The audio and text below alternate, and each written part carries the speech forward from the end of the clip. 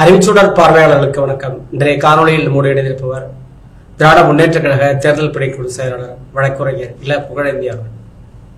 வணக்கம். அனைவருக்கும் வணக்கம். கேளுங்க. கரூர் பெருந்துயர நிகழ்வுல பாஜக மேலாள் தலைவர் ஐபிஎஸ் ஆபீசராக இருந்தவர் அண்ணாமலை போஸ்ட்மார்டம் பண்ணது சரியில்லை என்று பல்வேறு குற்றச்சாட்டுகளை வைத்துக் கொண்டிருந்தார். இதற்கு விரிவாக சட்டசபையில் தமிழ்நாடு முதலமைச்சர் அவர்கள் விரிவான விளக்கத்தை கொடுத்ததற்கு பின்னாலும் அவர் தொடர்ந்து இது போன்ற குற்றச்சாட்டை சொல்லி வருகிறார். உங்களது பார்வை? என்னுடைய பார்வையில் பாசிச பாஜக என்பது ஒரு முடிவு எடுத்துட்டாங்கன்னா அந்த முடிவை திரும்ப திரும்ப சொல்லிக்கிட்டே இருப்பாங்க.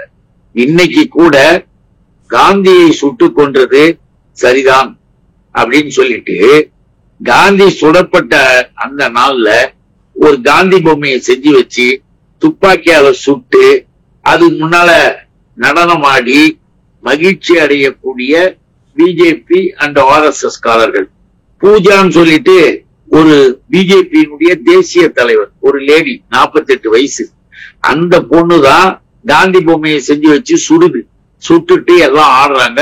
இன்னைக்கும் அங்க இருக்கவங்களுக்கு என்ன பேர் தெரியுங்களா? கோட்சேயிசம் பேசுகிறவர்கள் கோட்சேயிஸ்ட் அப்படின்ட்டு பெருமையா எழுதி வச்சிருக்கலாம் குஜராத் பகுதிகள்ல. எதுக்கு இதை சொல்றேன்னா, இன்னமும் மாறல. 48ல காந்திய சுட்டவனுக்கு இன்னும் மாறலன்னும் போது இந்த விவகாரத்தில் நம்முடைய கரூரில் நடைபெற்ற கொடூரமான இந்த அநியாயத்துல அவர்களுடைய பார்வையில் எல்லாவற்றையும் தூக்கி திராவிட மாடல் அரசு மேல போட்டுடணும், திமுக மேல போட்டுடணும். நம்முடைய மாண்புமிகு முதல்வர் அவர்கள் மீது ஏதாவது இழிப்பழி சொல்வதற்கு வேற எதுவும் கிடைக்கல. அதனால இதை போட்டணும்னு சொல்லி திரும்ப திரும்ப பேசுறாங்க. நாம என்ன சொல்றோம், சட்டப்பேரவையில மிக தெளிவா வெளியில பேசுறது, அறிக்கை கொடுத்தது, பேட்டி கொடுத்தது ஒரு புறம்.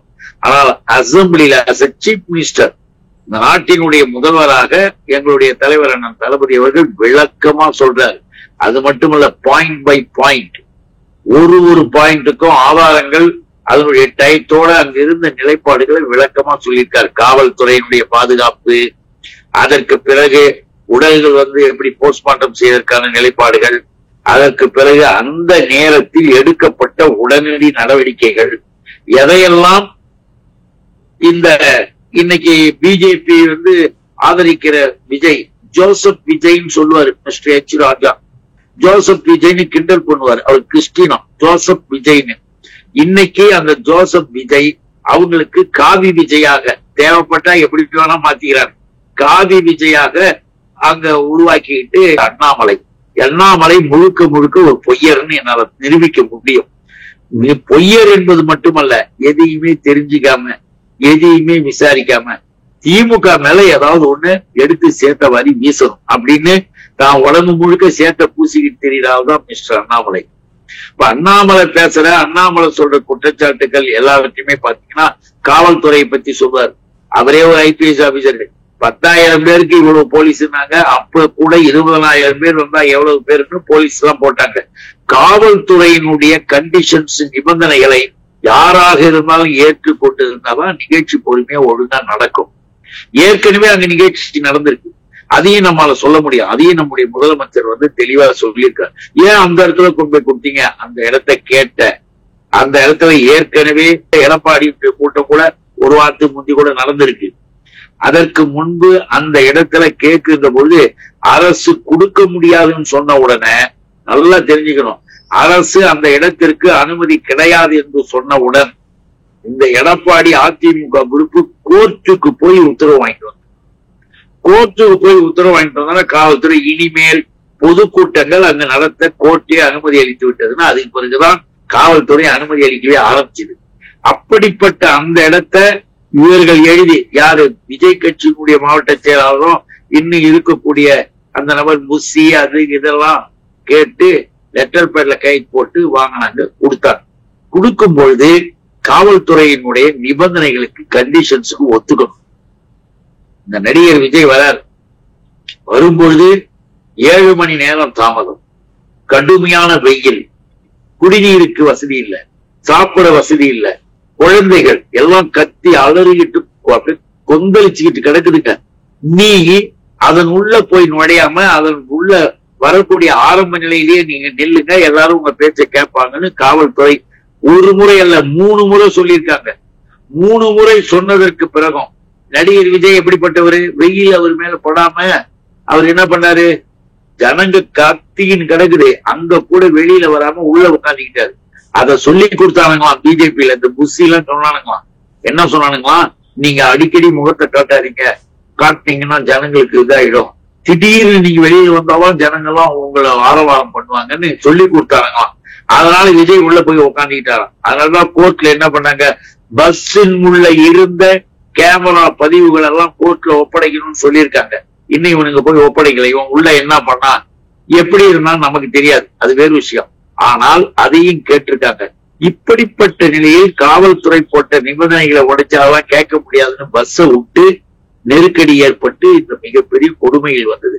ஆனா இந்த அண்ணாமலை அப்படியே ரொம்ப அழகா பேசுறதா யாருக்கு தெரியுங்களா? இந்த அண்ணாமலை ஜெர்மன்ல எவ்வளவு பெருமைக்குரிய விஷயம்.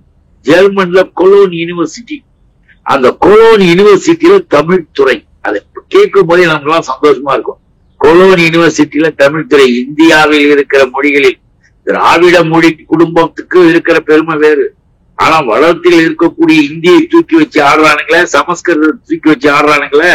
இங்க சமஸ்கிருத பல்கலைக்கழகத்தை வச்சுட்டு 2500 கோடி ஒதுக்குறான, 24,000 பேர் பேசுற அந்த கும்பலுக்கு சொல்றேன், ஜெர்மன்ல கொலோன் யூனிவர்சிட்டியில தமிழ் துறை.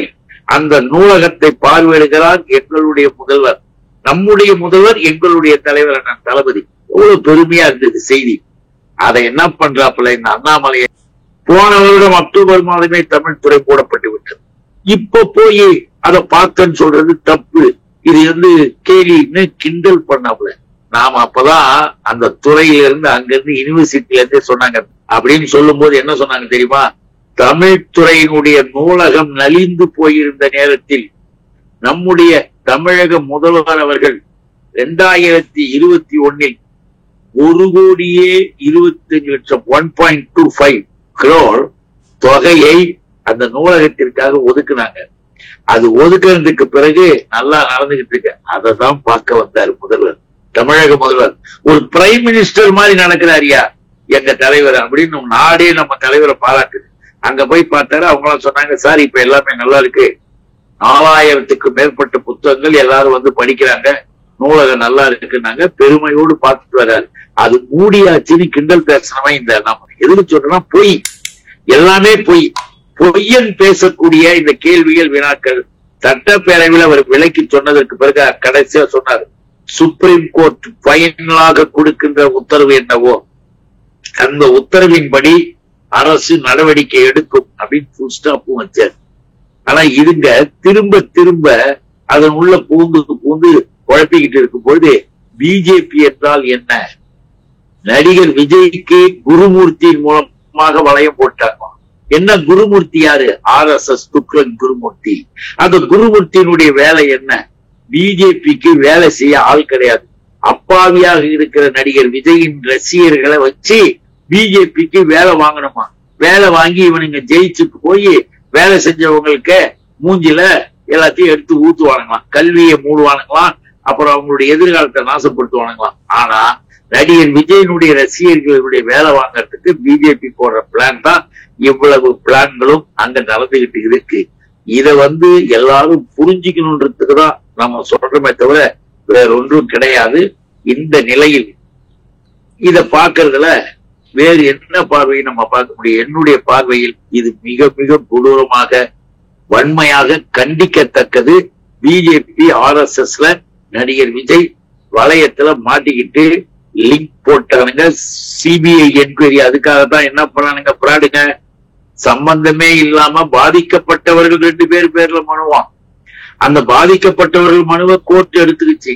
அப்ப கோர்ட் எடுத்திருக்க அந்த பாதிக்கப்பட்டவர்கள் 2 பேர் இருந்தாங்கல்ல, அந்த 2 பேரும் 3ஆம் நாள் ஐயோ நாங்க சுப்ரீம் கோர்ட்டுக்கு போல ஒண்ணும் போல, என் பையனுக்கு வேலை வாங்கி தரேன்னு சொல்லி என்கிட்ட கையெழுத்து கேட்டான், எனக்கு இதை செஞ்சு தரேன்னு சொல்லி கையெழுத்து கேட்டான், நான் இங்க இருக்கேன் அங்க இருக்கேன், சுப்ரீம் கோர்ட்னா என்னன்னு தெரியாதுங்க, டெல்லி தெரியாது, நான் போகலைங்க, அதை வாபஸ் வாங்கிக்கிறேன்னு 2 பேரும் சொல்றாங்க.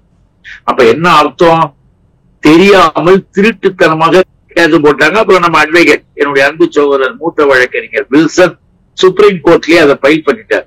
ஃபைல் பண்ணிட்டு அவங்க என்ன சொன்னாங்க, சிபிஐ என்பது ஆர்டர்ல ஜட்ஜ்மெண்ட் இல்ல, இது ஒரு இன்டீரியம் ஆர்டர், இது ஒரு உத்தரவு.